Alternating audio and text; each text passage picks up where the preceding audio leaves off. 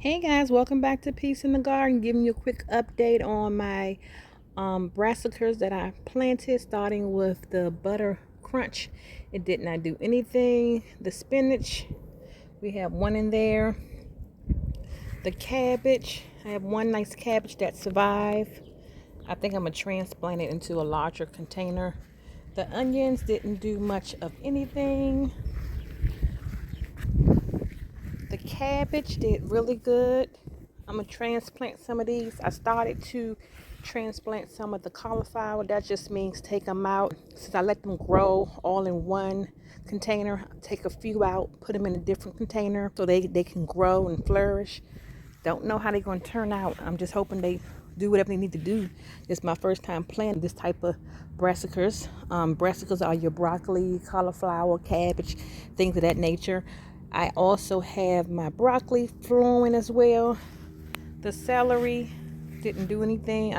The lettuce didn't do anything, and the Swiss chard. I'm really surprised. That was back on March the 3rd. So maybe, I don't know. I can't speak for why they're not working, but I definitely know these celery seeds were pretty new. The lettuce were kind of old, and the Swiss chard were new. So anyhow, we're going to go ahead and finish transplanting these cauliflowers out. I did do a few of here. Let me show you what I'm doing so far with them.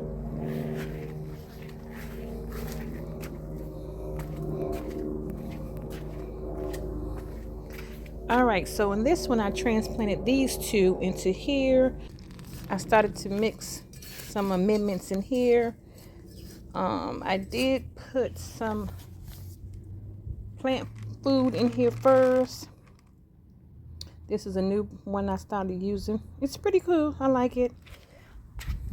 I'm gonna throw some blood meal in there. So I got me a little scooper so I can scoop some blood meal in here. All you want to do is make sure you mix it up real good. So this right here is a organic root enhancement that I've been using. I really like it. So before I transplant my babies, I like to, let me put this to the side first. I like to dig a hole where it's going to go so that it can touch the roots. And just take a little scoop and sit it right on in there where you're going to throw those roots at. All right, so this is probably overkill. Throw some on top. I like to do that and then cover it real good.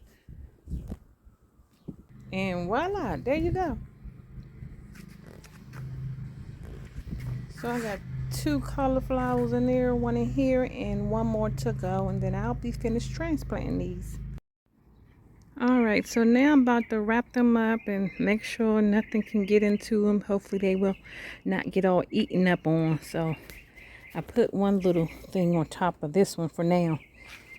And I'm going to do the rest. And then that's going to be a wrap, guys. I'm so excited. I'm hoping for some beautiful cauliflower. All right, so I have all of them wrapped up.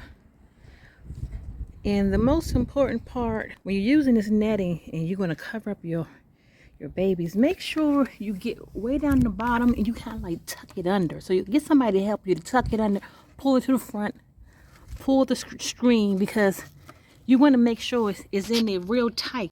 You don't want any unnecessary pests to attack your babies. I list a few pests that love brassicas. If you're not going to cover them, just keep an eye on them, because I had a attack last year with aphids. It was a whole mess. Whew, that was a work, guys. I'm working by myself today. So I have them all tucked in real good. And so the plan is to water them with this right on top. Just try to find a little space and let the water get in there. And that's it, guys. Hey guys, just want to give you a quick update on my brassicas. These are my cauliflowers over here. They're looking really good. I'm glad they're not bolting, because that was a concern of mine. All right, let's walk over here and check out my broccoli. So as you can see, some dark soil down here. That's actually worm casting I add there. It's a little extra because when they are in these containers, they need a little extra goodness to help them to continue to grow nice, big, and strong. And I still have to separate some of these because it's too many in here. So I haven't finished that yet. This one over here is growing very big. It's a little bug over here, right there. I'm gonna pluck it right on off right now. This is why I try to cover these so that the bugs will not get on them. And this one look like it's bolting already. Let me see, I can't even remember. A Michelin cabbage. That was just a test one, just to put in there and see what's going to happen. So what I'm doing over here is looking at the setup of how my leaves are falling, placing sticks where needed to move them from the soil and pull any dead leaves which can cause disease. Actually looking pretty good. I only had like a couple of dead leaves that I had removed, which is great. So now I'm going to get down here. See how this is starting to get a little discoloration there. That's mold trying to grow there. So that's why I took off all the covers. And my favorite friend is cinnamon. Keep cinnamon on hands, guys, because you can just open it up. And I have to get more because I'm kind of low. And I'm just going to put it right on in here. It doesn't harm the plants or anything. But this helps to kill the molds. Anything that can be growing in your soil.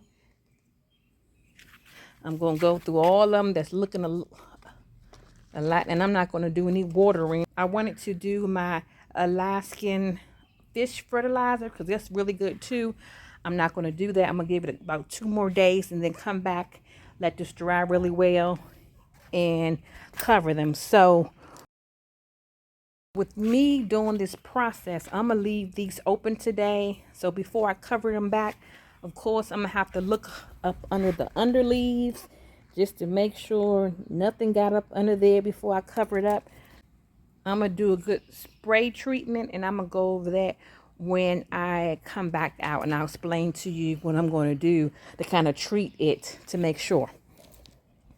So that's it for the update, guys, on these beautiful cauliflower, broccoli, and the cabbage. So these look pretty dry. Let me see. Yeah, that can wait until tomorrow. So what I'm going to do, like I said, I'm going to come back out tomorrow. I'm going to give them some fish fertilizer.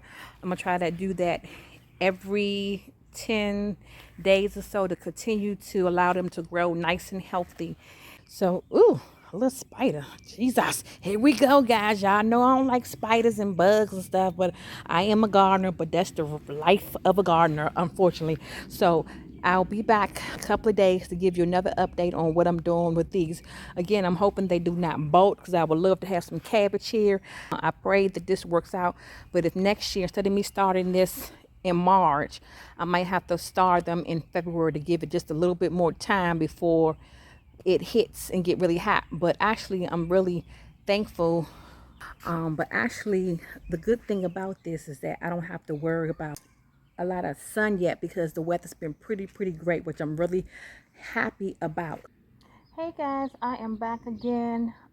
Since I was in the process of filling some more containers, I want to share one more thing with you.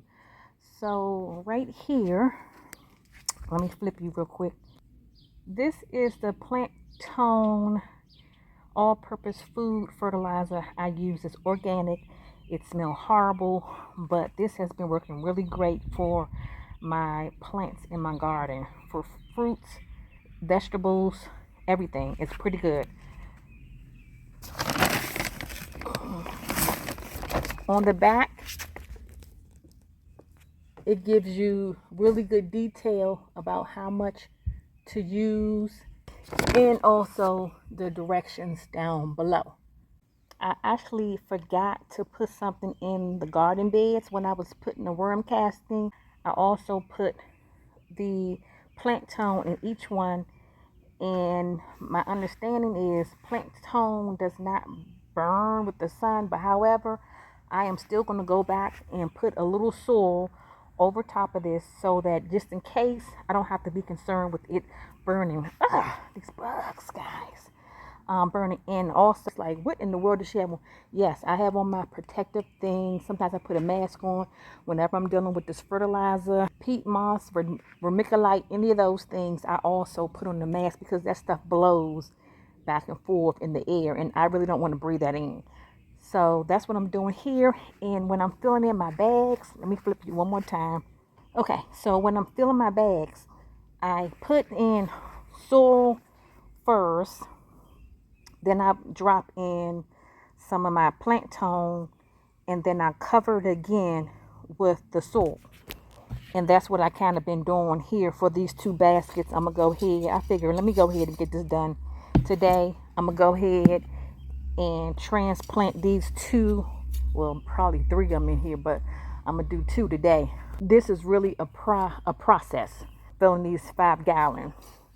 So I do a good little mix, and I'm going to transplant 2 of them from the cabbage into here because I don't want them to start tangling in here. See how they're getting kind of close together? I don't want to accidentally break anything. So I need to hurry up and transplant these so that I won't have a hard time separating the cabbage. So I'm going to go ahead and do that right now. That was the other information I wanted to share while I was in the process of doing it. So peace and love, and